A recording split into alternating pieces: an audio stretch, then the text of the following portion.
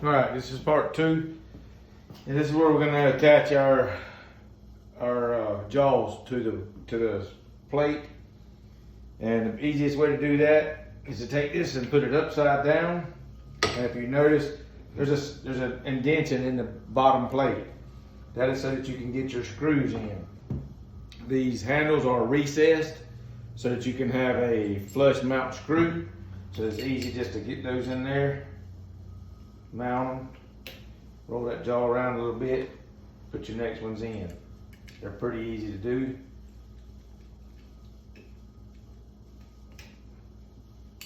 They're easy enough to do that a welding instructor can put them together, so that's not too bad, huh?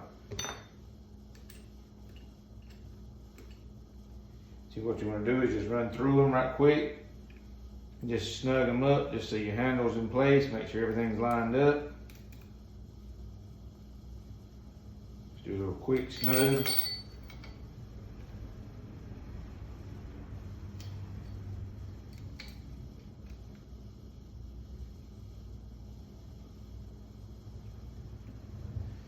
Then when you get them snugged up a little bit, go to the center, start from the center and work your way out.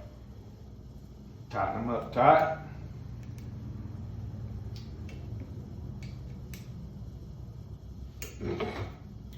Then so you can see, there's the other side.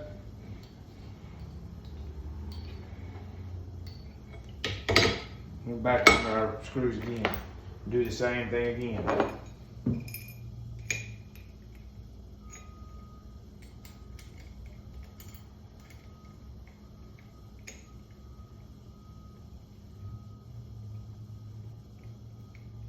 You don't have to get real crazy with it.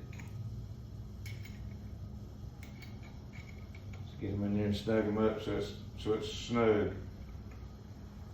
And make sure everything seats.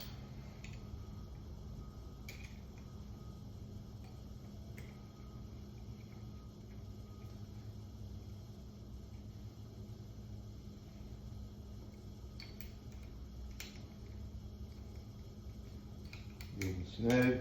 And like I said, go to the center, grab your other handle, tighten them down. This ensures that you have a good solid handle, and that when you're going to tighten up your pipe, that doesn't happen. So then after that, you're going to rotate this over, back up because your jaws are out. And the easiest thing to do here is to figure out which one of these is the hardest to get to. And I'm going to say that it's probably the back one back here, around all the electrical cords.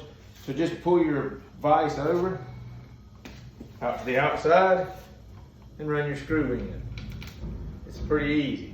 Go ahead and do it that way. That way you have one that's nice and in there already. You don't have to worry about it. Don't snug it up because it'd be hard to move. Run it in there though where you don't have a lot of work to do. Slide it back over to that center ring and get it kind of centered up on that ring. Then you can come and do your other ones.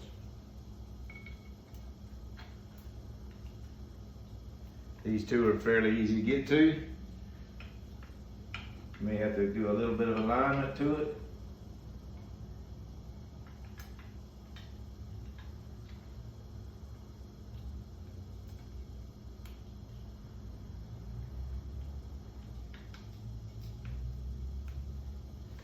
There's that. And where's the other one? Get it moved over there where it's aligned good.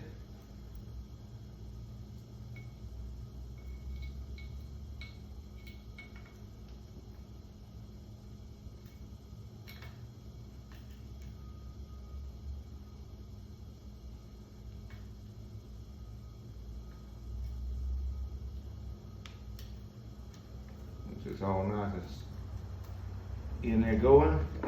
Then you just get your wrench.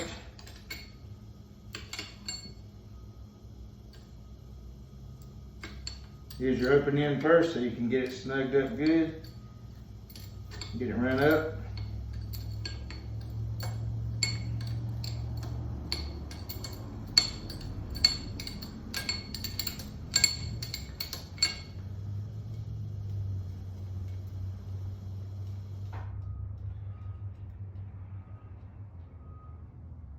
Get you some good alignment on your center.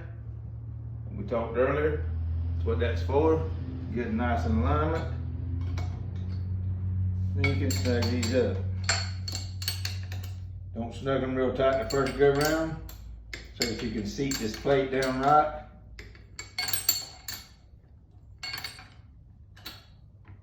It's a good little snug. Same here.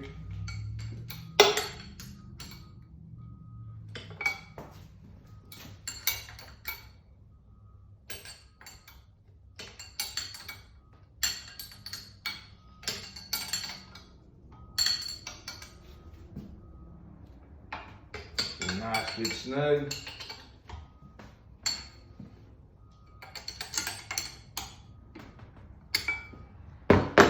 Then you can make sure everything is nice and free moving. You see our jaws running pretty free. They're pretty nice and aligned there. Run them out.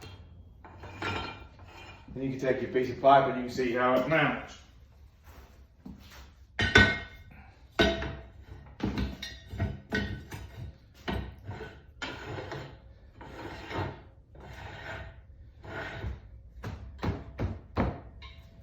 There you go. Now she's nice in there. You can even run your positioner to see if it works and holds right. Not too bad, huh? Can get to that easy. It's fairly easy to design.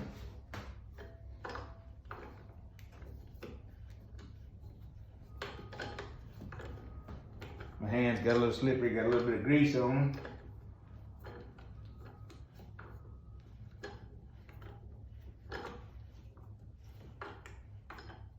Then if you want to test everything, now at this point, you can plug your device back up, throw your lock in place.